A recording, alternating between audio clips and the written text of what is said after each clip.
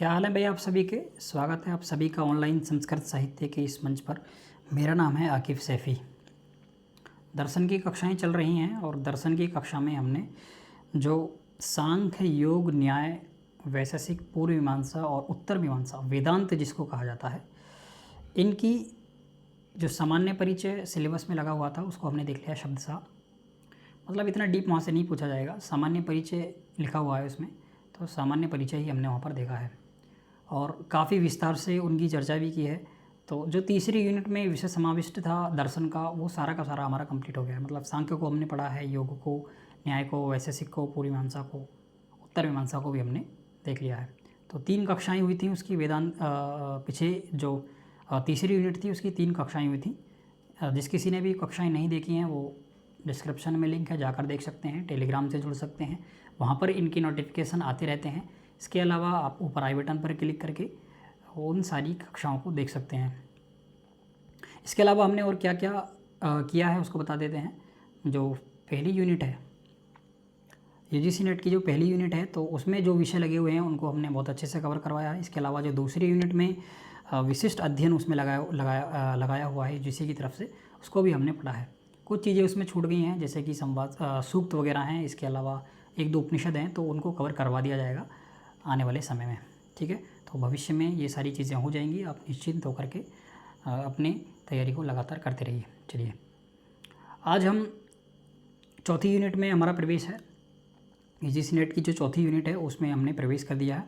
अब इसमें कुछ दर्शनों का विशिष्ट अध्ययन लगा हुआ है। जैसे हम सांख्य दर्शन की बात करते हैं तो सांख्य दर्शन से रिलेटेड एक हमने पीछे सामान्य परिचय में भी हमने सांख्य कारिका को पढ़ा था, ईश्वर कृष्ण की सांख्य कारिका। ठीक है, तो वो ईश्वर कृष्ण की जो सांख्य कारिका है वो इसमें लगी हुई है, तो उसको आज हम शब्दशः पढ़ने वाले हैं। जो चीज़ें समझ में नहीं आएंगी उनको हम डिस्कस करेंगे। टेलीग्राम से जुड़ जाइए, वहाँ पर इन सब चीज़ों के नोटिफिकेशन आपको मिलते रहते हैं। तो चलिए देखते हैं क्या है कैसे है। पहली कारिका हमारे सामने है। इसमें कहा गया है दुखद त्रयाभिघातात जिज्ञासा तद अभिघातके हेतौ दृष्टे स अपार्था चेन्नई न एकांतिक अत्यंततो अभावात। ठीक है, इसमें कहा गया है दुखद त्रय मतलब 3 प्रकार के दुखों की चर्चा पहली ही कारिका में हमें देखने के लिए मिलती है। इसकी चर्चा वैसे तो हमने सांख्य दर्शन जब सामान्य परिचय पढ़ रहे थे तो उसमें देखा था, लेकिन जब यहाँ पर बात आई है दुखद त्रय की, तो 3 प्रकार के दुख कौन कौन से हैं उनके विषय में यहाँ पर थोड़ी सी चर्चा हम करने वाले हैं। ब्रह्मा की सृष्टि की बात करते हैं। सबसे पहले भाई ब्रह्मा की जो सृष्टि है, 4 प्रकार की सृष्टि हमने देखी है। इसके प्रमाण हमें वेदांत में मिलते हैं। इसके अलावा मनुस्मृति में हमें इस प्रकार की चीज़ें मिलती हैं। तो 4 प्रकार की सृष्टि कौन कौन सी है ब्रह्मा की? तो 4 प्रकार की सृष्टि है जरायुज, अंडज, उद्भिज, स्वेदज। ठीक है, तो क्या है जरायुज, क्या है अंडज, क्या है स्वेदज, क्या है उद्भिज, स्वेदज क्या है उद्भिज? तो जिन प्राणियों का जन्म जेर से होता है उनको जरायुज कहा गया। जेर से मतलब जेली, गर्भ से। तो जिन प्राणियों का जन्म गर्भ से होता है उनको जरायुज की श्रेणी में रखा गया है। इसमें कौन कौन से प्राणी आते हैं? इसमें आते हैं जैसे घोड़ा है, कुत्ता है, बिल्ली है, मनुष्य है, हाथी है, बैल है। ठीक है, तो ये कुत्ता है, भेड़िया है, ये सारे के सारे जिनका जन्म गर्भ से होता है ना, उन सबको क्या कहा गया? जरायुज कहा गया है। इसके अलावा दूसरी कैटेगरी जो है या दूसरी श्रेणी जो है वो दूसरी श्रेणी अंडज की है। उसमें ऐसे प्राणी आते हैं जिनका जन्म अंडे से होता है। अंडे से मतलब अंड से, जैसे कबूतर है, मुर्गी है, चिड़िया है, पक्षियाँ हैं, यानी बहुत सारे पक्षी हैं जिनका जन्म अंडे से होता है। तो आप समझ लीजिए जिनका जन्म अंडे से होता है उनको अंडज की श्रेणी में रखा गया है। इसके अलावा तीसरी जो सृष्टि की बात ब्रह्मा करते हैं, तो वो तीसरी सृष्टि कौन सी है? तीसरी सृष्टि है उद्भिज।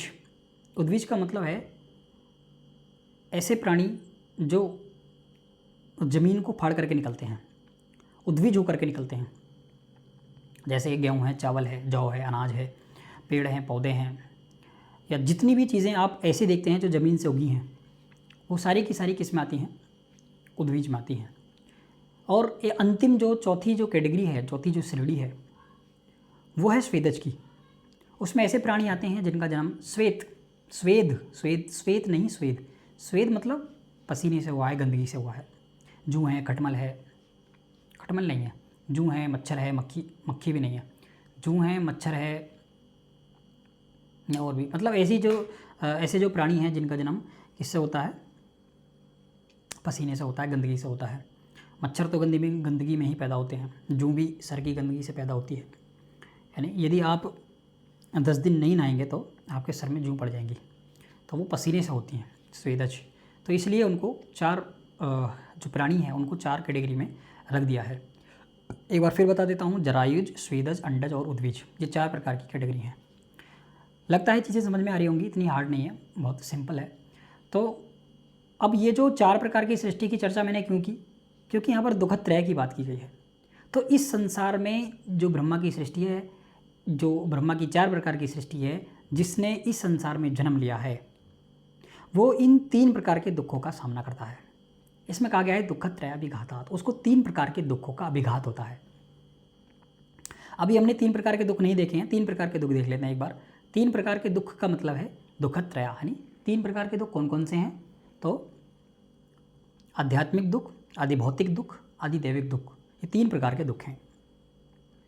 कौन से हैं आध्यात्मिक दुख, कौन से हैं आदिभौतिक दुख और कौन से हैं आदिदैविक दुख। तो ऐसे दुख, अच्छा, जो आध्यात्मिक दुख हैं इनको भी 2 भागों में बांट सकते हैं। पहले हैं मानसिक और दूसरे हैं शारीरिक। मानसिक दुख ऐसे दुख होते हैं जो हमारे मस्तिष्क से पैदा होते हैं, जैसे गर्मी है, जैसे मिर्गी आ जाना, मस्तिष्क में कोई डिफेक्ट हो जाना, प्रॉब्लम हो जाना, है नहीं। तो जो मन से, मानसिक से जो दुख पैदा होता है, आप मन से यदि मस्तिष्क से दुखी हैं तो समझ लीजिए वो कौन सा दुख है, आध्यात्मिक दुख है। और आध्यात्मिक दुख में भी मानसिक दुख है। इसके अलावा इसका एक और भाग है शारीरिक दुख। शारीरिक दुख में होता है जो हमारे शरीर का दुख है। शरीर का दुख मतलब जैसे वाक है, पित्त है, खांसी है, नज़ला है, जुकाम है, बुखार है, गले में दर्द है, सर में दर्द है, पीड़ा है। तो जो शरीर से हमारे दुख होते हैं वो कौन सी श्रेणी में आते हैं, शारीरिक दुख की श्रेणी में आते हैं। ठीक है, तो एक प्रकार का हमने दुख देख लिया, आध्यात्मिक दुख इसको कहा जाता है। इसके बाद अच्छा, वॉइस वगैरह साफ़ आ रही है कि नहीं, मुझे एक बार बता देना, वॉइस का कोई इशू तो नहीं है। चलिए, तो इसके अलावा जो दूसरी प्रकार का दुख है दुखद त्रया में, पहले प्रकार का दुख हमने देखा आध्यात्मिक दुख। दूसरे प्रकार का दुख होता है आदिभौतिक दुख। आदिभौतिक दुख कौन सा दुख होता है, आदिभौतिक दुख होता है जो भौतिक चीज़ों से हमें मिलता है। जैसे सर्प चल रहा है रास्ते में और आपका पैर पड़ गया उस पर और उसने काट लिया आपको, तो भौतिक चीज़ों से हमें दुख हुआ। आप कमरे में बैठे हुए हैं और पंखा चलते चलते आपके सिर के ऊपर गिर जाए तो वहाँ से जो दुख हुआ वो आदिभौतिक दुख की श्रेणी में आएगा। कुत्ता काट ले, बिल्ली काट ले, और भी मतलब भौतिक चीज़ों से, जो ऐसी चीज़ें हैं जिनको हम छू सकते हैं, भौतिक हैं, फिजिकल हैं, यानी तो उन चीज़ों से जो हमें दुख मिलता है उसको हम आदि भौतिक दुख कहते हैं। आदिदैविक दुख कौन सा होता है, एक प्रकार और रह गया आदिदैविक दुख। आदिदैविक दुख होता है ऐसा दुख जो देवीय आपदाओं से हमें मिलता है, जैसे भूकंप आ जाना, सुनामी आ जाना, बाढ़, चक्रवात, यानी ज्वालामुखी इत्यादि का फट जाना, या इसके अलावा भूत पिशाच, इनसे जो दुख होते हैं, तो ये सारे के सारे जो हैं वो आदिदैविक दुख की श्रेणी में आते हैं। तो मुझे लगता है 3 प्रकार के दुख और 4 प्रकार की सृष्टि आपको समझ में आ गई होगी। जिस किसी को भी समझ में नहीं है वो कमेंट कर दें या वीडियो को दोबारा से देख लें, एकदम से चीज़ें समझ में आएंगी। तो 3 प्रकार के दुख का विघात होता है जब जो 4 प्रकार की ब्रह्मा की सृष्टि है वो जन्म लेती है। कोई सी भी सृष्टि हो, चाहे वो जरायुज की श्रेणी में आते हों, चाहे वो अंडज की श्रेणी में आते हों, चाहे वो स्वेदज की श्रेणी में आते हों, चाहे वो उद्वज की श्रेणी में आते हों, तो किसी न किसी प्रकार का दुख होता ही है। जैसे जरायुज की हम बात करते हैं तो हमें तो होता ही होता है, जैसे हम गर्भ से पैदा हुए हैं तो हमें तो साक्षात दुख जो है वो दिखाई दे जाता है।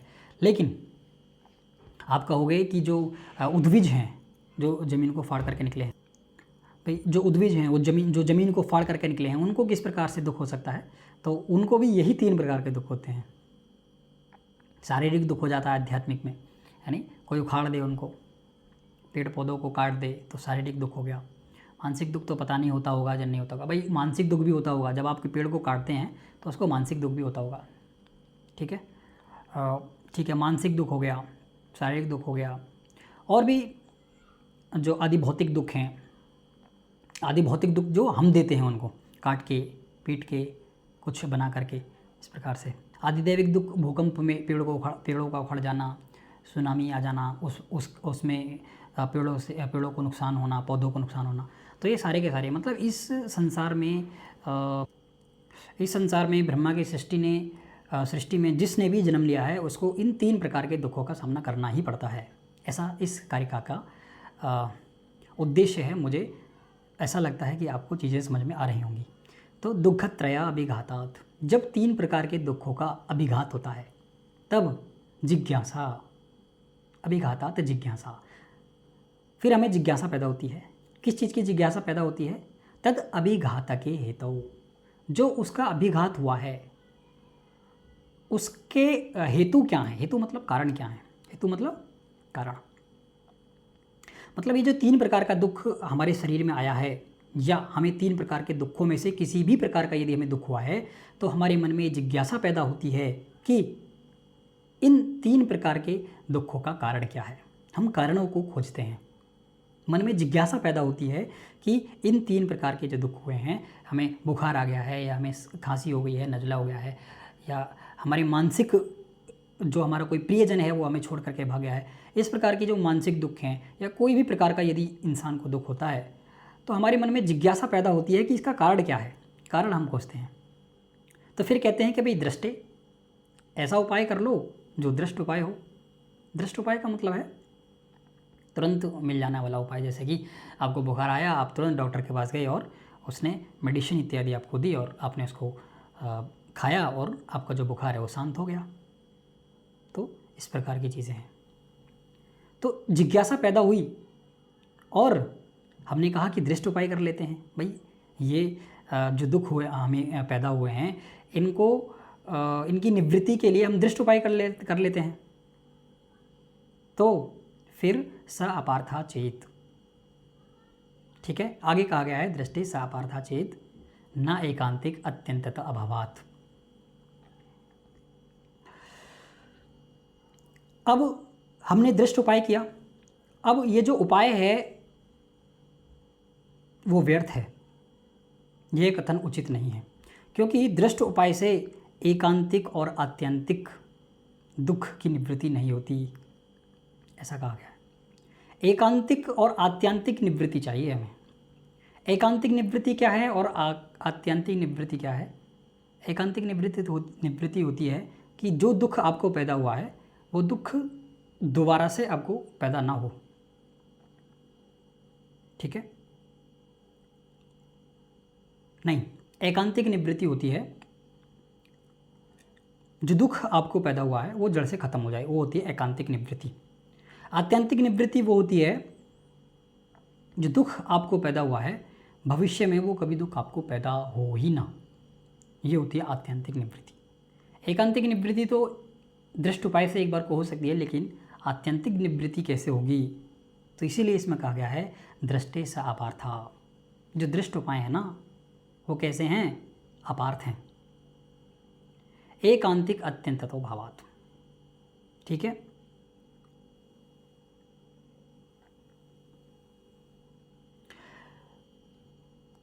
जब दृष्ट उपाय अपार्थ हैं, स अपार्थः, तो फिर इसमें सांख्य दर्शन में जो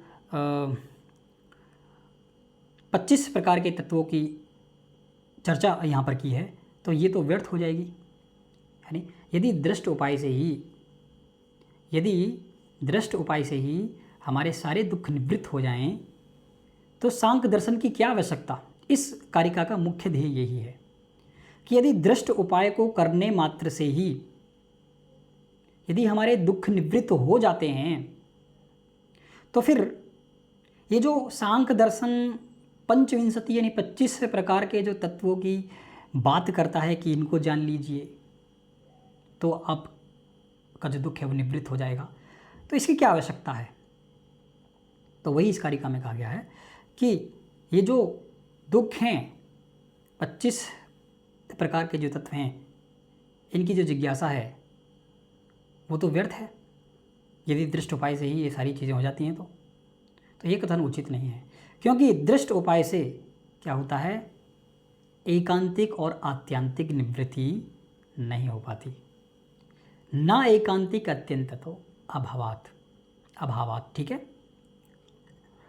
तो एकांतिक और आत्यंतिक यदि निवृत्ति आपको चाहिए तो फिर दृष्ट उपाय काम नहीं करेंगे। फिर कौन से उपाय काम करेंगे? जो सांख्य दर्शन बताता है, उन्हीं उपायों को करके आपको एकांतिक और आत्यांतिक निवृत्ति मिल सकती है। ठीक है, चलिए दूसरी कारिका में कहा गया है दृष्टवत अनुश्रविका स हई विशुद्धिक्षय अतिशयुक्त तद विपरीत श्रेयान व्यक्त अव्यक्त ज्ञ विज्ञानात्। क्या कहा गया है इसमें? इसमें कहा गया है कि दृष्टवत अनुश्रविका, दृष्ट उपाय की तरह ही अनुश्रविक उपाय भी है। भाई आपने कहा कि हम दृष्ट उपाय कर लेंगे। भाई हमें दुख हुआ, यानी 3 प्रकार के दुखों में से कोई हमें दुख का विघात हुआ, तो हमने दृष्ट उपाय कर लिया, तो आपने उसको निषेध कर दिया। आपने पहली कारिका में कह दिया कि ये जो दृष्ट उपाय है ये सही नहीं है। तो फिर दूसरी कारिका में इसमें कहा गया है कि चलिए आपने कहा कि दृष्ट उपाय सही नहीं है, तो हम अनुश्रविक उपाय कर लेते हैं। भाई यज्ञ इत्यादि करवा लेते हैं, याग इत्यादि करवा लेते हैं, तो उससे तो हमारे दुख निवृत्त हो जाएंगे यज्ञ इत्यादि याग इत्यादि करवाने से। तो अगली कारिका में इसका जवाब दिया गया है कि दृष्टवत अनुश्रविका, दृष्ट उपाय की तरह ही अनुश्रविक उपाय भी हैं।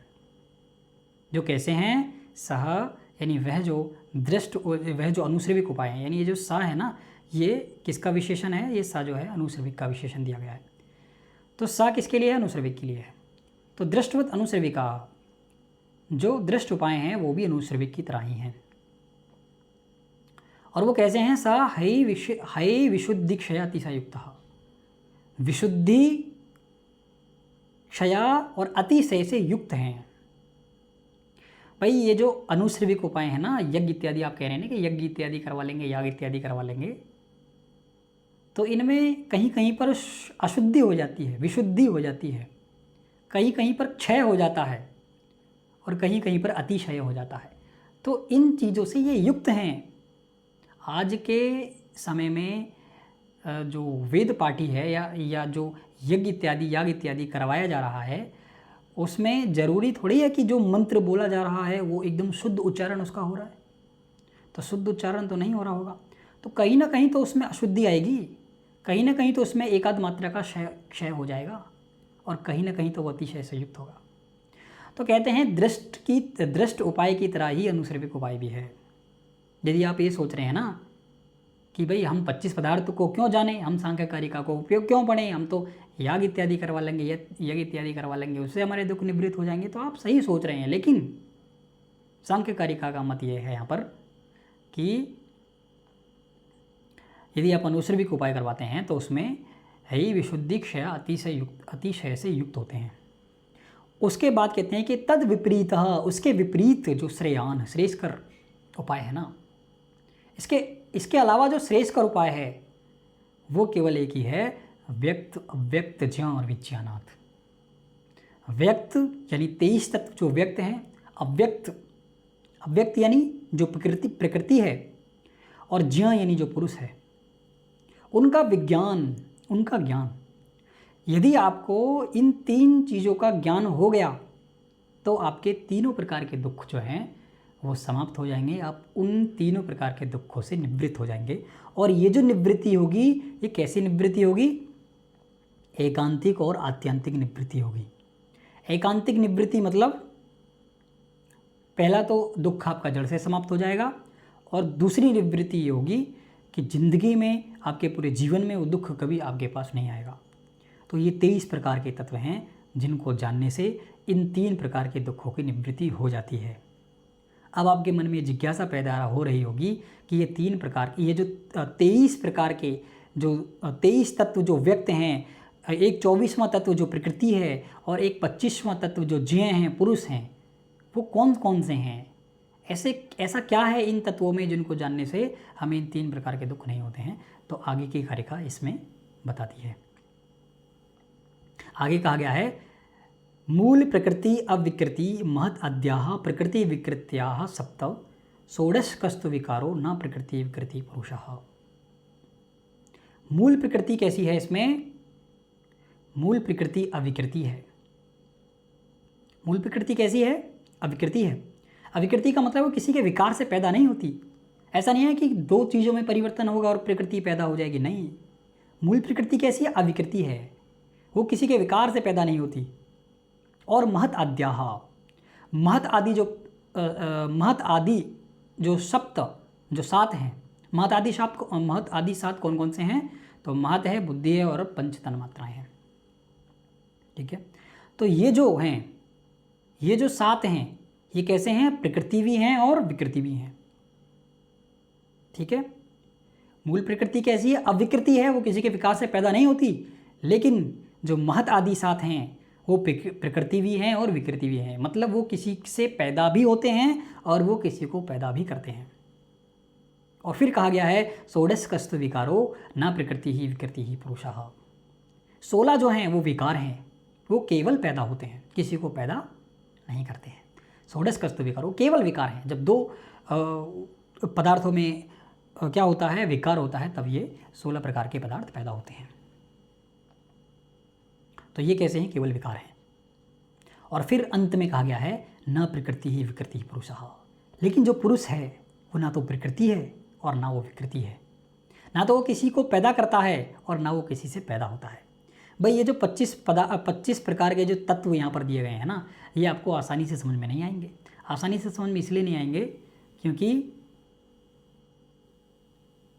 3 प्रकार के दुखों को निवृत्त करते हैं, तो आसानी से समझ में कैसे आ जाएंगे? थोड़ा सा यहाँ पर समझने का प्रयास करते हैं। देखिए, इसमें 3 प्रकार के दुख कौन कौन से हैं उसकी हमने चर्चा की। उसके बाद इन 3 प्रकार के दुखों की निवृत्ति कैसे हो सकती है? तो 25 पदार्थों के तत्व ज्ञान से। अब वो 25 पदार्थ कौन कौन से हैं उनको मैं यहाँ पर थोड़ा सा समझा देता हूँ आपको।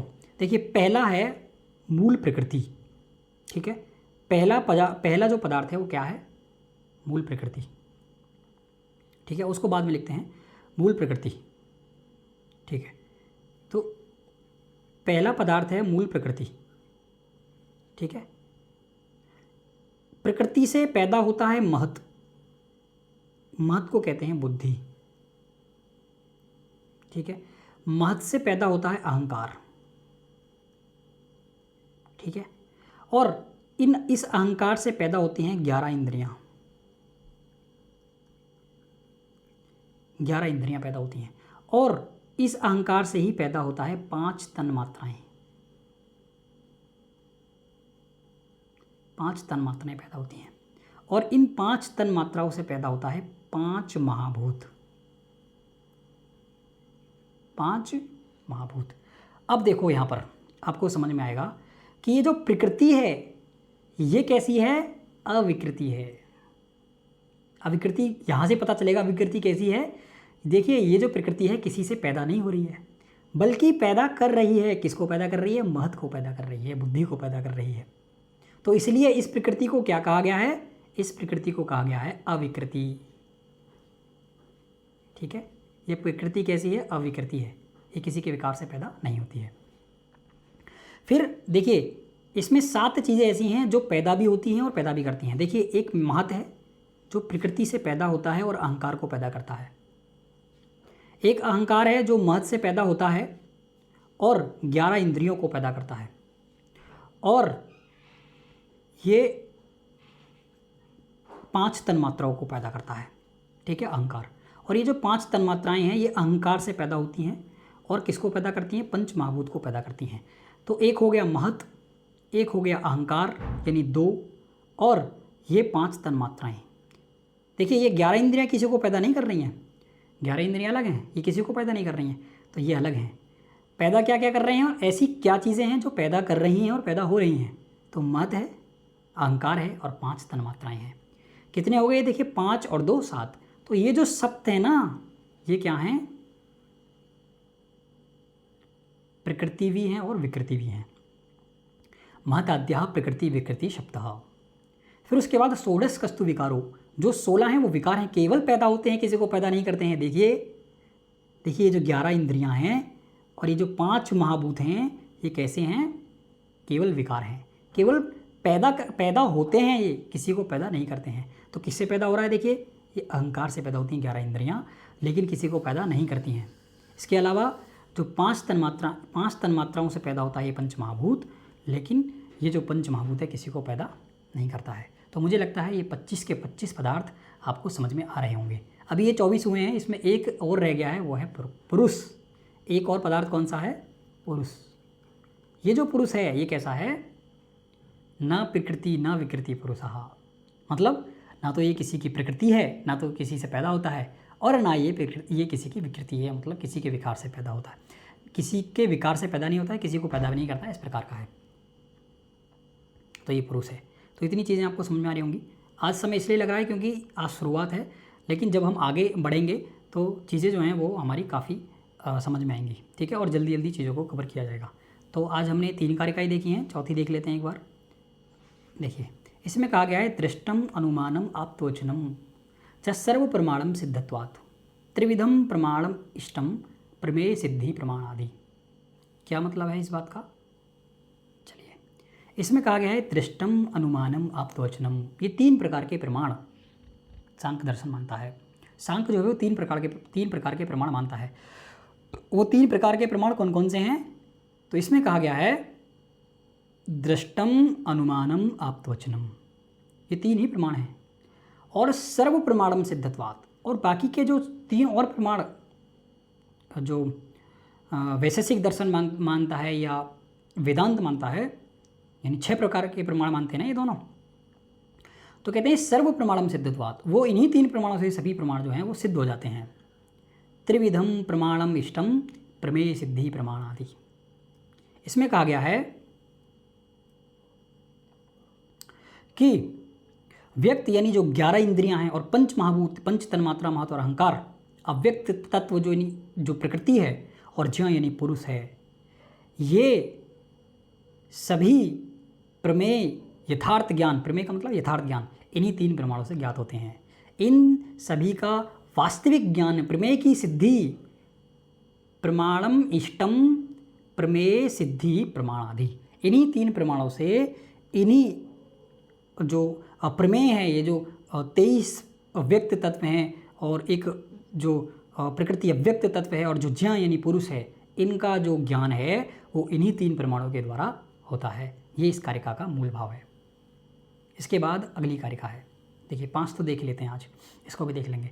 इसमें कहा गया है प्रति विषय अध्यवसायो दृष्टम त्रिविधम अनुमानम आख्यातम तत्लिंग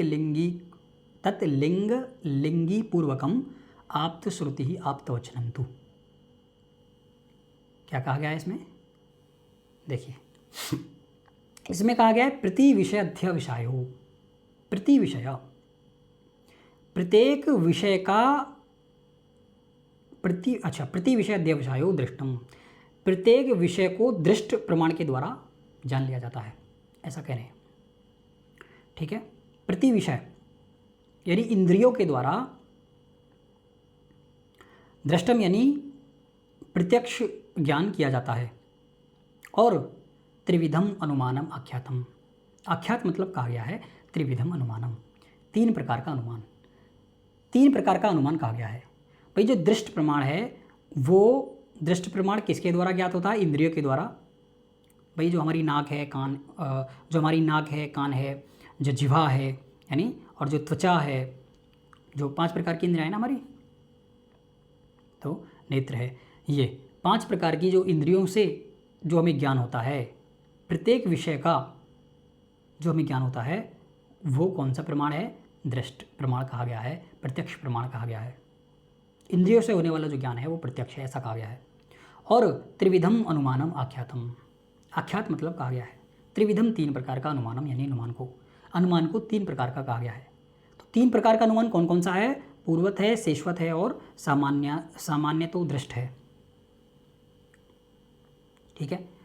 तत् लिंग यानी हेतु, लिंग मतलब हेतु, और लिंग यानी साध्य, पूर्वकम पूर्वक होता है। और वह जो तत् यानी वह जो ज्ञान है, वह मतलब जो अनुमान है, जो अनुमान प्रमाण है, वो हेतु और साध्यपूर्वक होता है। लिंग और लिंगी होता है, ऐसा कह रहे हैं, साध्यपूर्वक होता है। और आप्त श्रुति आप्त वचनंतु, और आप्त यानी यथार्थ वक्ता के द्वारा जो कहा गया है ना, वो कैसा प्रमाण है, वो शब्द प्रमाण कहा गया है। ठीक है, तो ये 3 प्रकार के प्रमाण की चर्चा यहाँ पर की गई है। तो प्रति विषयाध्यावसायो दृष्टम, जिसका ज्ञान हम इंद्रियों के द्वारा करते हैं वो दृष्ट प्रमाण है। और त्रिविधम अनुमानम आख्यातम, 3 प्रकार का जो अनुमान है, 3 प्रकार का जो प्रमाण अनुमान कहा गया है वो कौन सा है, 3 प्रकार का है। और 3 प्रकार का कौन कौन सा है, तो पूर्वत है, शेषवत है और सामान्यतः दृष्ट है। अब ये जो पूर्वत ज्ञान है 3 प्रकार का ना, पूर्वत का मतलब है कि बादल को देखकर वृष्टि का अनुमान लगाना। पूर्व में हम अनुमान लगाते हैं, मतलब अभी बारिश नहीं हुई है और हम केवल सर ऊपर उठा करके बादलों को देख रहे हैं और अनुमान लगा रहे हैं कि बारिश जो है वो होने वाली है, तो ये पूर्वत अनुमान कहलाता है। शेषवत अनुमान कहलाता है, जैसे आप कमरे के अंदर बैठे हैं और बारिश हुई है, और बारिश होने के बाद जब बारिश बंद हो गई, आप बाहर निकले हैं, तो आपने वहाँ पर जो नाली में बहता हुआ पानी है या वहाँ पर जो बादल हैं, इसके अलावा जो गीलापन वहाँ पर आपने देखा है, तो उससे आप अनुमान लगाते हैं कि बारिश हुई थी। तो ये जो अनुमान है ये कौन सा अनुमान कहलाता है, शेषवत, यानी जो शेष बच जाता है उससे जो हम अनुमान लगाते हैं वो शेषवत अनुमान कहलाता है। सामान्यतः दृष्ट अनुमान होता है ऐसा अनुमान जो सब में समान दृष्टि से देखा जाता है। जैसे पेड़ पर लगी हुई मंजरी को देख करके हम ये अनुमान लगाते हैं कि जितने भी पेड़ हैं उन पर मंजरी आ गई होगी। इस प्रकार का जो हम अनुमान लगाते हैं वो हमारा कौन सा अनुमान होता है, सामान्यतः दृष्ट अनुमान होता है। और इसमें एक प्रमाण और है, कौन सा है, आप्त वचन, आप्त श्रुति ही जो प्रमाण है वो कौन सा प्रमाण है, तीसरा प्रमाण कहा गया है। श्रुति कहते हैं यथार्थ वक्ता के द्वारा कहा गया, ऐसा व्यक्ति जो प्रमाणिक व्यक्ति है उसके द्वारा जो कहा गया है वो आप्त प्रमाण कहलाता है। ठीक है, ये आप्त वचन कहलाता है, या इसको हम शब्द प्रमाण भी कहते हैं। तो ये इतनी सारी चीज़ें आपको समझ में आई होंगी। चलिए एक बार फिर से इन जो भी कारिकाएँ हमने पढ़ी इनको एक बार फिर से देख लेते हैं। इसमें कहा गया दुःखत्रय अभिघाता जिज्ञासा तत् अभिघातके हितौ दृष्टे सा पार्था चेन्नई न एकांतिक अत्यंततो भावात्। मतलब 3 प्रकार के दुखों का अभिघात होने से हमारे मन में जिज्ञासा पैदा होती है कि इनके अभिघात के हेतु क्या हैं।